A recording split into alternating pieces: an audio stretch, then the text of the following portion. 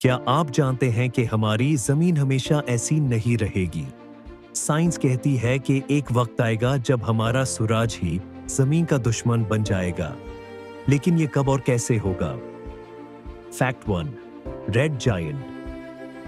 तकरीबन 5 बिलियन साल बाद सूरज की सारी एनर्जी खत्म होने लगेगी और वो फैलकर एक रेड जायंट बन जाएगा। सूरज इतना बड़ा हो जाएगा कि वो मर्क्यूरी और वीनस को निकालने के बाद जमीन के बहुत करीब पहुंच जाएगा। फैक्ट 2।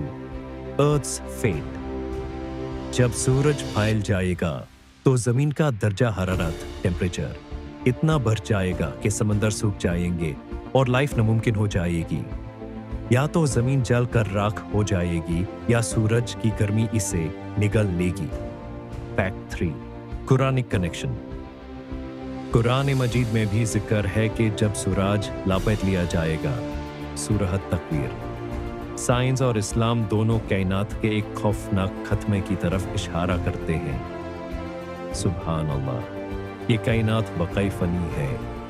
आपको क्या लगता है, क्या इंसान तब तक किसी दूसरे प्लैनेट पर पहुंच जाएगा? कमेंट में बताएं और फैक्टिफाई उर्दू को सब्सक्राइब करें।